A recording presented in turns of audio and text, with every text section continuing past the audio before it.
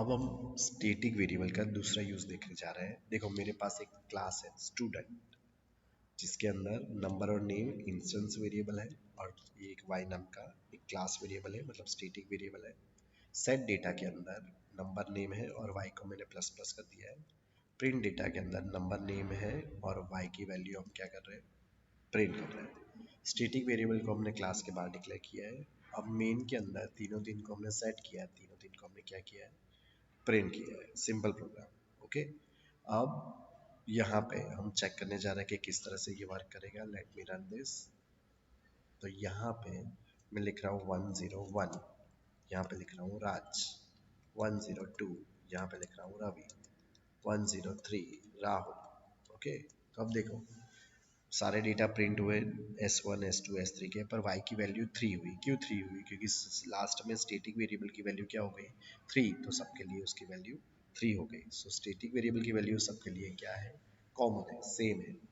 अब यहाँ पे मुझे थोड़ा नया करना है। क्या नया करना है? तो मुझे रोल नंबर ऑटो जनरेट करना है, मुझे पूछना नहीं है।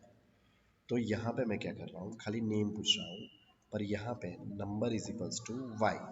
मतलब सबसे पहले क्या होगा, S1 ऑब्जेक्ट आएगा, तो S1 डेटा सेट करेगा, तो y की वैल्यू क्या हो गई, 1 हो गई, तो नंबर में वो क्या डाल देगा, 1 डाल देगा। फिर S2 आया, तो उसने y की वैल्यू 2 करी, तो नंबर के अंदर उसके क्या चला जाएगा, 2 चला जाएगा। फिर S3 आया, y की वैल्यू 3 करी, तो नंबर के अंदर क्या चला जाएगा, 3।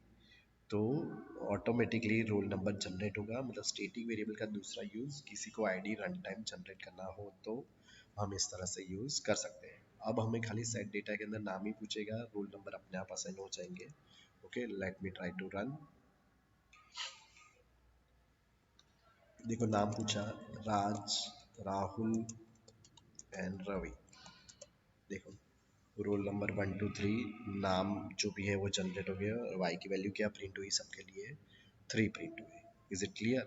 ओके, पर रोल नंबर देखो अपने आप जनरेट हो गए। क्यों अपने आप जनरेट हो गए? क्योंकि हमने क्या लिखा था कि number is equals to Y.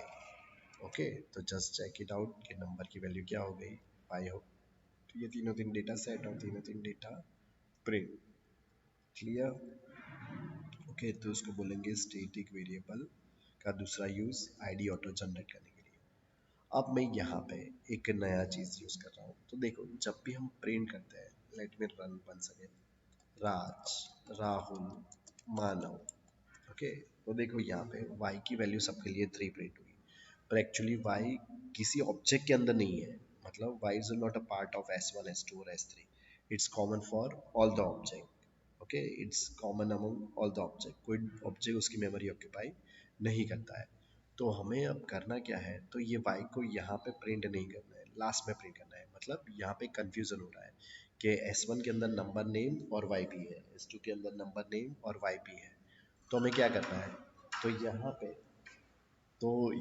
पे हम क्या करने जा रहे हैं, तो यहाँ पे मैं कुछ सिंपल y की वैल्यू स्टोर यहाँ पे नहीं करना। कैसे कर रहा हूँ, ओके, तो यहाँ पे मैं y की वैल्यू यहाँ से प्रिंट करना निकाल दे रहा हूँ।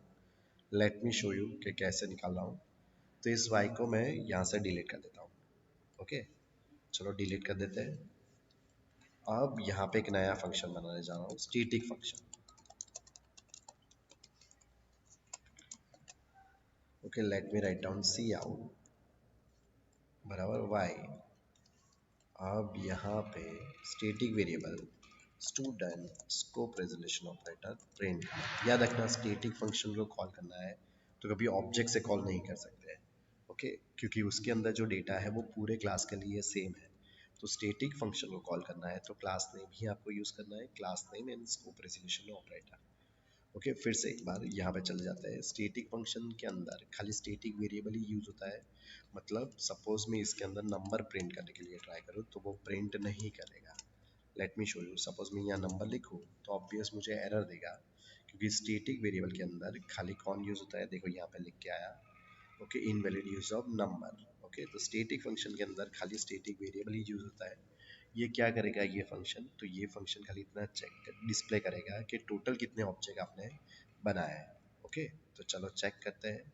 ओके, प्रिंट डेटा अलग हो गया, प्रिंट काउंट अलग हो गया। प्रिंट डेटा खाली नंबर और नेम की वैल्यू ही प्रिंट करेगा, पर प्रिंट काउंट क्या प्रिंट करेगा कि टोटल कितने ऑब्जेक्ट बनाए हैं वो प्रिंट करेगा। और स्टैटिक फंक्शन को कॉल याद रखना कि ऑब्जेक्ट से नहीं करता है। Late me run this. Okay, Ram, Raj and Rahul. देखो y इज इक्वल्स टू 3, तो टोटल कितने ऑब्जेक्ट बनाए हैं वो भी हमें स्टैटिक वेरिएबल से पता चलेंगे। तो स्टैटिक वेरिएबल के तीन यूज, एक सब में वैल्यू कॉमन रखने के लिए, एक आईडी ऑटो जनरेट करने के लिए, और तीसरा यूज कि टोटल कितने ऑब्जेक्ट बनाए हैं वो चेक करने के लिए। और स्टैटिक फंक्शन के अंदर खाली स्टैटिक वेरिएबल ही यूज होता है, नॉन स्टैटिक यूज नहीं होता है। और स्टैटिक फंक्शन में कॉल करते हो तो class name, scope, resolution operator, function